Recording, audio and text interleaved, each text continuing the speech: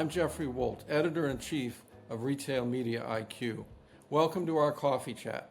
Today we're thrilled to have as our guest Connor Saeli, co-founder of Waterboy. Connor, great to have you with us. Yeah, thank you. Appreciate it. Maybe you could begin by telling us a little bit about yourself and your background, and then also what prompted you to launch the company. So I guess taking it back, I got like 10 years ago, out of college, I worked at Goldman Sachs on their special situations group. So we would invest and lend to a lot of startups and middle market companies. And with that, I just kind of developed a real passion for entrepreneurship. And instead of wanting to be on the investing side and investing in these entrepreneurs, I wanted to be the entrepreneur. And so flash forward a couple years, I ended up leaving Goldman and went on a couple of reality TV shows. One was the Bachelorette and one was Bachelor in Paradise. So did that, kind of threw me into this whole social media world. And after those shows were over, kind of got back to, hey, I really want to, be an entrepreneur and start a business. Moved to Austin in 2020, and I met a guy named Mike who originally had the idea for Waterboy, met for coffee and just both decided to go in it 50-50. But I've always been really passionate about the health and wellness space, and particularly stuff that I, would actually use every day. I was a college athlete for a couple of years and, loved doing active stuff. And so hydration plays a really key role in that. But at the time in 2020, what we saw is a lot of people were taking other hydration products for specific use cases, but those products weren't necessarily targeted for those things. And then a lot of times in the hydration space, it's just varying amounts of salt and sugar, and there aren't really any differentiators. And so our approach was, hey, is there a way where we can make hydration functional for when you need it? So instead of having a one size fits all solution for hydration, what you take for a hangover should look different than a workout or everyday hydration. And so that's kind of our thesis and how we launched the company, just making specific products for when you need it. And there's a lot of big buckets that we view that are fairly large markets. It's not necessarily a niche market. So that was kind of our approach. Launched in technically early 2021. Started making some social media videos that really resonated with consumers, and then did a pre-sale. Ended up selling out everything we were going to make in a day in our first production run. And then from there, it was kind of just off to the races. The product really resonated with consumers, and people loved, kind of our approach to marketing and branding. Maybe you could delve a little deeper into a couple of those points. Tell me about the line.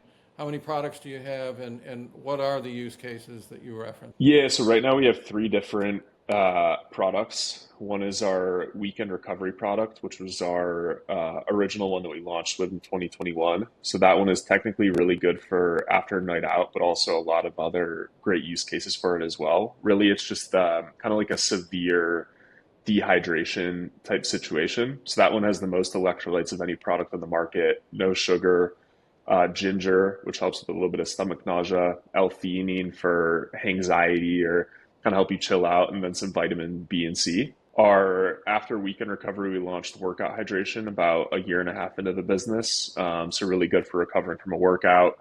That one has slightly lower amounts of electrolytes in it, also no sugar. It has L-glutamine for muscle recovery, and then some vitamin B and C in it as well. And then our recent one that we launched maybe a little less than a year ago is our daily hydration. So that is just a base electrolyte product. It's about half the electrolytes of our weekend recovery product. No vitamins, and really just base electrolytes. So right now it's those three products, and we feel pretty strongly about kind of expanding with those three. You mentioned this before, but tell me more about how you connected with consumers and how you built the brand and how you built your retail distribution. Yeah, I mean, I think going back to 2021, a lot of it was looking at how brands were doing it at the time. And we felt like, for example, with Liquid IV or other ones, obviously Liquid IV has built a great brand and have a big customer base, but we felt like there was a big gap in making a company and brand that was more relatable to consumers versus more like aspirational type marketing, which we felt like a lot of brands do, especially in the more like fitnessy workout space. So for us, it was really leaning into TikTok, being relatable, showing the behind the scenes of the business, how we use the product, how we have fun, and also like not taking ourselves too seriously. That was like a lot of the approach. And we looked at Liquid Death, I would say, a lot for inspiration and some of that stuff. And as the company grew online, obviously there was a point a little over a year ago where it was time to launch into retail, and we had a lot of interest from retailers to kind of kick off our distribution there. But for us, it was being really diligent and smart about, hey, where do we want to launch? Who do we feel like is going to be a really good launch partner? And with that, Target was the first one we launched into in April of last year with one SKU, which was our Weekend Recovery strawberry lemonade flavor. And fortunately, that performed really well. And so as the year went on, we launched into Walmart in June of last year. And then things have really ramped up towards the end of 2024 and especially this year. So in April of this year, we added 4 additional SKUs into Target. So now we have 5 on the shelf. We have Weekend Recovery Strawberry Lemonade, Target exclusive flavor of Weekend Recovery Cherry Limeade. We have a workout hydration variety pack, a daily hydration variety pack, and then there's a sample pack across all 3 products. So we're super excited about the expansion there, and that's all nationwide, which is super exciting. And then in June in Walmart, we're kind of switching to a slightly different shelf in the store, which we're excited about, and adding a couple different SKUs and flavors there as well. And then also have added on quite a few other retailers this year too. So that's been a huge focus for 2025 especially. And how do you go about maintaining your contact with your customer base? I assume you reference social media and all that. And what kind of feedback do you get, and how does that impact product development? Yeah, I mean, I think with everything we do, whether it's having a post-purchase survey for asking customers, hey, what are you looking for?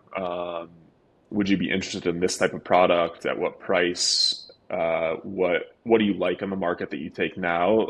I would say even getting to our daily hydration product, a lot of the development of that was getting feedback from post-purchase surveys from our customers and what they're actually looking for, what they want.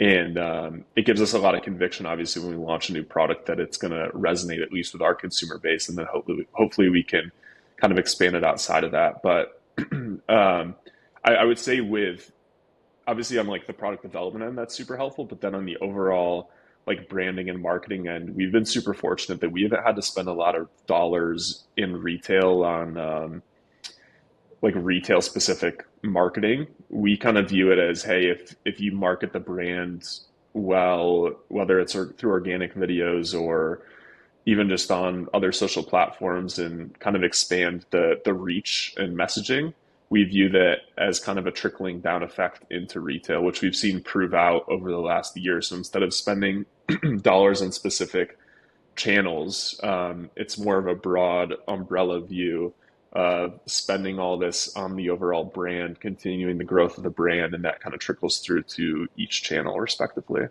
Connor, final question for you. As you look to the future, do you see a lot of room for further growth in the hydration category? And perhaps do you see Waterboy branching out into additional health and wellness fields? Yeah, for sure. I mean, even looking at the hydration category in itself, I'd have to look at the exact numbers, but it continues to grow year over year pretty steadily. And there's obviously a few fairly large brands like Liquid IV, I think probably did close to $1 billion last year. Element is probably close to 400 million, and they're just now getting into retail. So you have 2 fairly large brands and then a lot of other ones that are significantly big as well. And we kind of fit into that bucket. So we do feel like there's a ton of white space in the category. And for us, it's less of leading into hydration specific, but where can we get functional with it? Which there are a lot of other use cases that we haven't even targeted yet. And some of our current products can fit well within those. And there may be an opportunity to create something else that fits well. Our view is that there's still a lot of runway within hydration. So we're pretty confident, at least I would say for the next 12 months, to stick with the products that we do have. But down the road, there's definitely going to be an opportunity to expand our product set and enter some new categories that we feel strongly about. And part of that will be, listening to our customers and getting feedback there and what they're looking for, and then also kind of seeing, what's going on in the broader market. Well, it's great to see an emerging brand succeed. Congratulations on that so far, and we'll be watching as you make your next moves in the marketplace. Thank you for your Yeah, time. thank you.